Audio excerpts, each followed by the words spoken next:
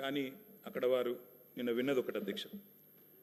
Governor ప్రసంగం పూర్తిగా అసత్యాలు, అభూత కల్పనలు, తప్పుల తడక అని చెప్పడానికి నేను బాధపడతా ఉన్నా. ఇట్లాంటి గవర్నర్ ప్రసంగం వినడానికి ఒక సభ్యుడిగా సిగ్గుపడతా ఉన్నా అధ్యక్ష.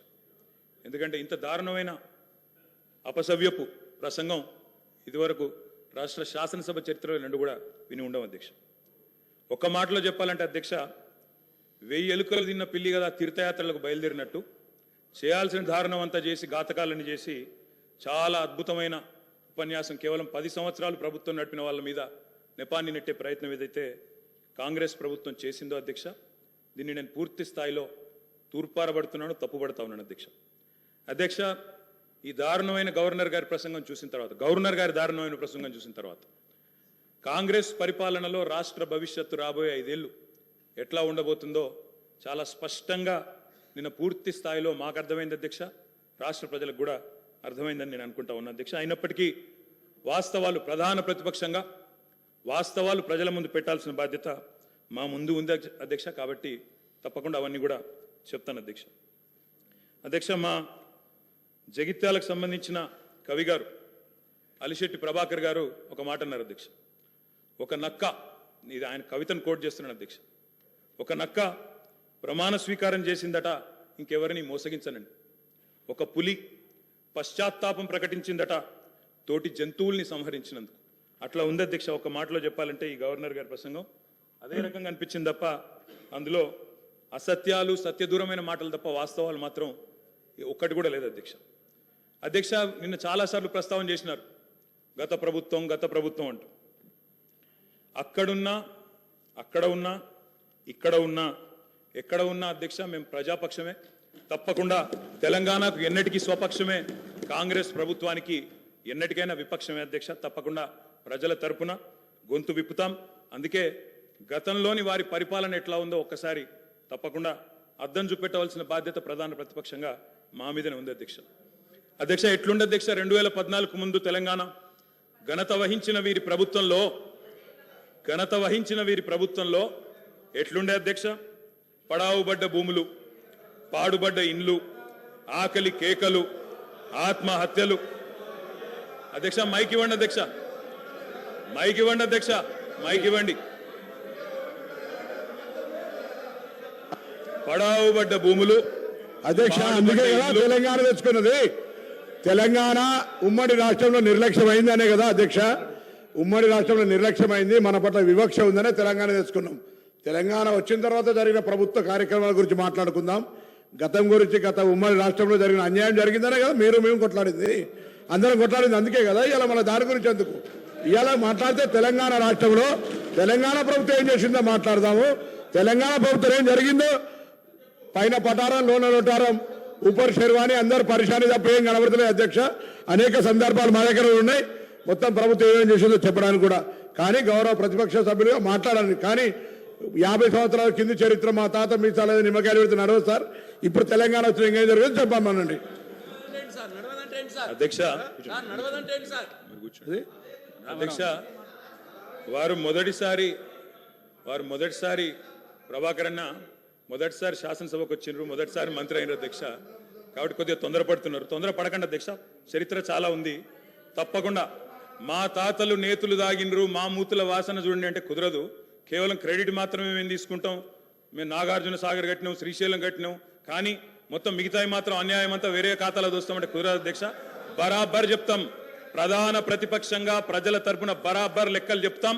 బరాబర్ కాంగ్రెస్ పార్టీ యొక్క ఏమేమి దురాగతాలు ఉన్నాయో అవన్నీ చెప్పవలసిన బాధ్యత మా మీద ఉన్నది.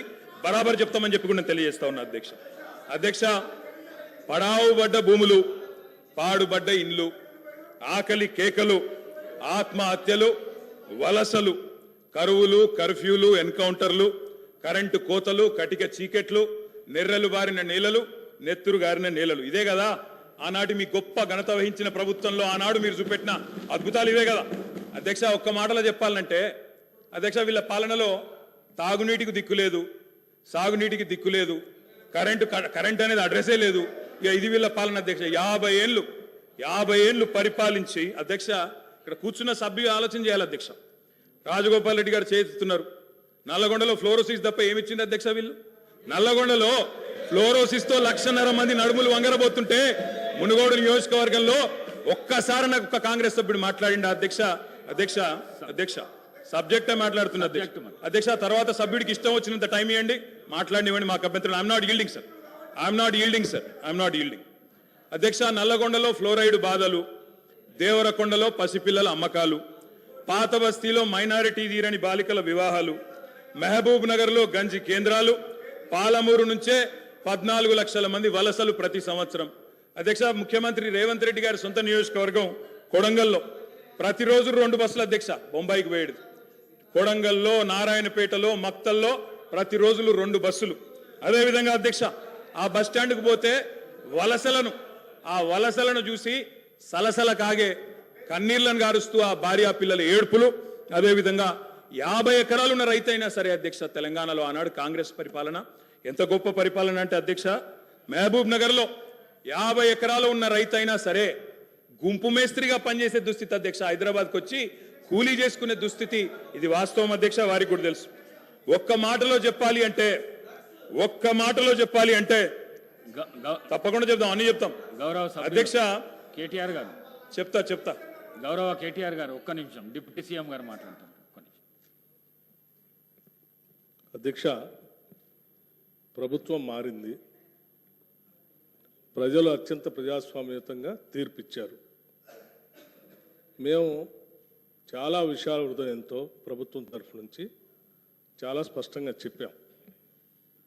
అత్యంత ప్రజాస్వామ్యయుతంగా సభను నడుపుకుందాం, ఉన్నటువంటి విషయాలపైన లోతుగా చర్చిద్దాం, నిర్మాణాత్మకమైనటువంటి సూచనలు మీరు ఏమిచ్చినా మేము తీసుకోవడానికి సిద్ధంగా ఉన్నామని చెప్తా ఉన్నాం.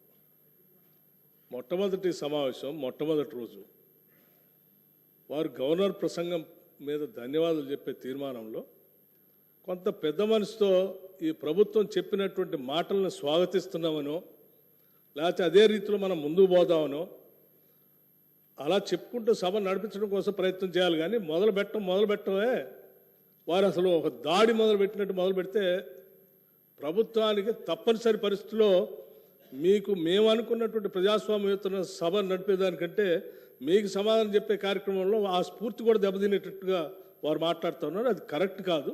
దయచేసి మీరు ఏం చేశారనుకుంటున్నారో చెప్పండి, మేము ఏం చేయాలనుకుంటున్నారో చెప్పండి. దాని ద్వారా రాష్ట్రానికి ఏమైనా చేద్దామనేటువంటి ఆలోచన ఉండాలి తప్ప మీరున్న టైంలో గంజ్ సెంటర్లు ఉన్నాయి, మీరున్న టైంలో అసలు నీళ్ళే లేవు. నీళ్ళు ఏడలేవండి. ఆర్డబ్ల్యూఎస్ పథకం ద్వారా మొత్తం రాష్ట్రంలో దాదాపు 70 నుంచి 80% నీళ్ళు ఇచ్చారు. మా ఆదిలాబాద్ నుంచి నేను ఖమ్మం వరకు చెప్తాను, నేను ప్రతి ఊరితో సహా లెక్కలతో సహా చెప్తాను. చివరి గోండుగూడెల్లో కూడా మీరు చెప్పినటువంటి ఆర్డబ్ల్యూఎస్ దాదాపు 43,000 కోట్ల రూపాయలతో ఖర్చు పెట్టారు. ఏడాది ఒక్క గ్రామంలో నీళ్ళు వస్తున్నాయండి. ఇప్పటికి కూడా ఐటీడీ నీళ్ళే తాగుతూ ఉన్నాం, వేసినటువంటి బోర్లు బావిలో నుంచి నీళ్లు తాగుతున్నామని చెప్తా ఉన్నారు.